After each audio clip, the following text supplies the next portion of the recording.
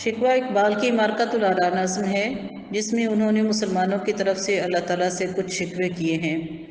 اصل میں اقبال اپنے نام کی طرح بلند اقبال ہیں، اور یہی شان و شوکت، عظمت و جلال، پر اعتمادی اور خودی ان کی انفرادیت ہے۔ شکوہ میں بھی انہوں نے یہی انداز اختیار کیا، اور مسلمانوں کی احساس کمتری نہیں بلکہ خودی اور خودداری کے پہلو کو اجاگر کیا۔ مسلمانوں کی عظمت رفتہ اس جاندار اور پرجلال انداز میں بیان کی ہے کہ آج بھی جب یہ نظم پڑھی جاتی ہے تو رگوں میں خون کرنٹ بن کر دوڑنے لگتا ہے۔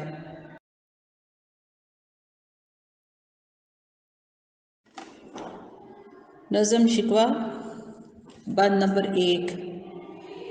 کیوں ضیاء کار بنوں سود فراموش رہوں، فکر فردا نہ کروں محو غم دوش رہوں، نالے بلبل کے سنوں اور ہمتن گوش رہوں، ہم نوا میں بھی کوئی گل ہوں کہ خاموش رہوں، جرت آموز میری تاب سخن ہے مجھ کو، شکوہ اللہ سے خاکم بدہن ہے مجھ کو۔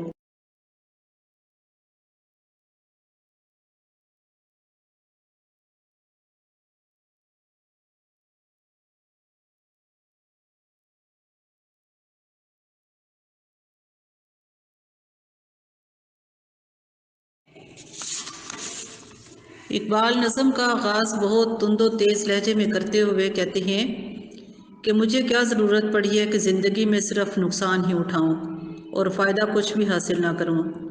یہ بہت بے معنی بات ہے کہ موجودہ دور کی فکر میں تو گھلتا رہوں اور آنے والے وقت کی بالکل بھی فکر نہ کروں۔ کیا یہ مضحکہ خیز بات نہیں کہ میں اپنے آپ کو صرف بلبل کے نالہ و فریاد تک ہی محدود رکھوں اور دوسری باتوں کی طرف بالکل ہی توجہ نہ دوں؟ اللہ تعالیٰ نے تو مجھے ایسی قوت گویائی عطا کی ہے جو بڑی جرت اور حوصلے کی حامل ہے۔ یہی وجہ ہے کہ خاکم بدہن میں اپنے رب سے شکوہ و شکایت کر رہا ہوں۔ بند نمبر 2۔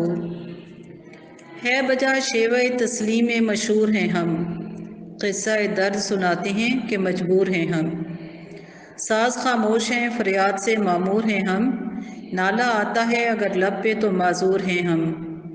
اے خدا شکوہ ارباب وفا بھی سن لے، خوگر ہم سے تھوڑا سا گلہ بھی سن لے۔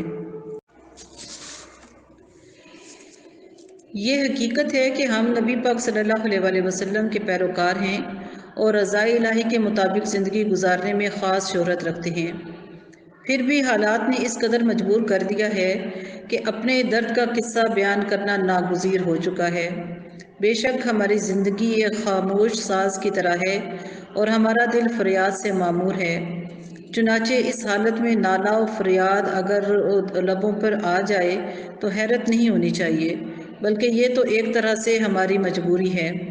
چنانچہ اے رب ذوالجلال، ہم جو ہمیشہ تیری حمد و ثنا میں مصروف رہتے ہیں، اب انہی وفادار لوگوں سے تھوڑا سا گلہ بھی سن لے کہ یہ ایک درد مند دل سے نکلی ہوئی ایسی آواز ہے جو حقیقت حال بیان کرتے ہوئے عرش تک پہنچ سکتی ہے۔ تھی تو موجود ازل سے ہی تیری ذات قدیم، پھول تھا زیب چمن پر نہ تھی پریشاں شمیم، شرط انصاف ہے اے صاحب الطاف عمیم، بوئے گل پھیلتی کس طرح جو ہوتی نہ نسیم، ہم کو جمعیت خاطر یہ پریشانی تھی ورنہ امت تیرے محبوب کی دیوانی تھی۔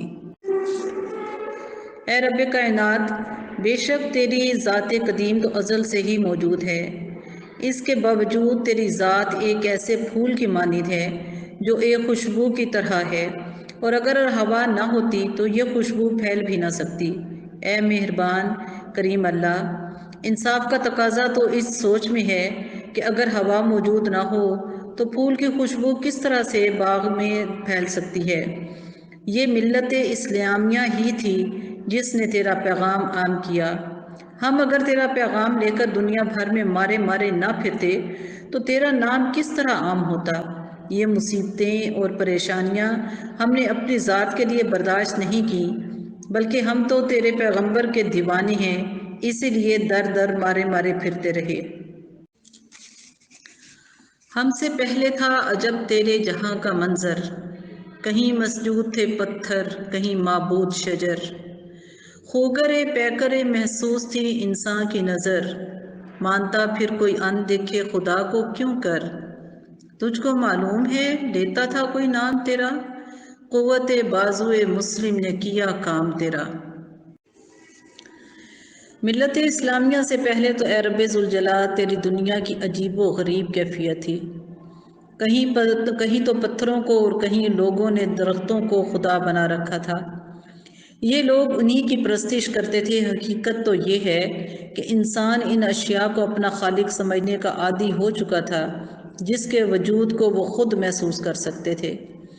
اس صورت میں اے مالک دو جہاں تجھے کون مانتا جو ہمیشہ نظروں سے اوجھل رہتا ہے، یہ حقیقت میں تیرے علم میں ہے، یہ حقیقت بھی تیرے علم میں ہے۔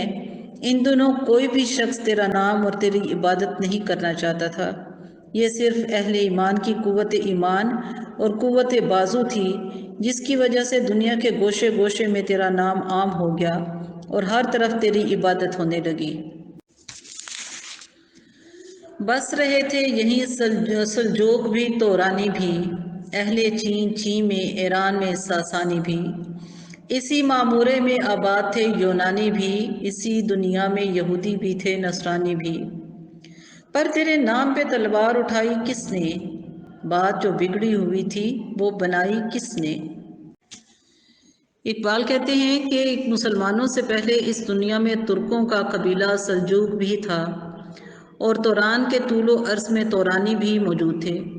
چین جیسے وسیع و عریض ملک میں چینی باشندے بھی مقیم تھے اور ایران ساسانیوں کی شان و شوکت کا مظہر تھا۔ پھر یہاں یونانی بھی آباد تھے اور یہود و نصارہ بھی اپنی موجودگی کو ظاہر کر رہے تھے۔ اس سب کے باوجود اے مالک کائنات بتا تیرے نام پر تلوار کس نے اٹھائی اور مسلمانوں کے سوا وہ کون تھا جو توحید سے بغاوت کرنے والوں کے خلاف نبرد آزما ہوا۔ تھے ہمیں ایک تیرے مارکا آراؤں میں، خشکیوں میں کبھی لڑتے کبھی دریاؤں میں، دی اذانیں کبھی یورپ کے کلیساؤں میں، کبھی افریقہ کے تپتے ہوئے صحراؤں میں، شان آنکھوں میں نہ جچتی تھی جہاں داروں کی، کلمہ پڑھتے تھے ہم چھاؤں میں تلواروں کی۔ اے معبود حقیقی، یہ ہم مسلمان تھے جو ساری دنیا میں تیرے مخالفین کے خلاف صف آرا ہوئے۔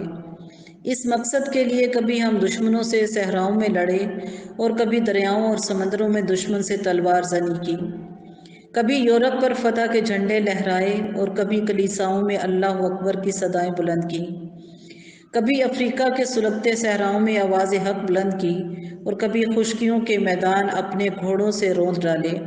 اور یہ بھی حقیقت ہے کہ مسلمان کبھی بڑے سے بڑے شہنشاہ سے بھی مغلوب نہ ہوئے، کیونکہ یہ مسلمان ہی تھے جنہوں نے تلواروں کی جھنکاروں میں کلمہ توحید پڑھا۔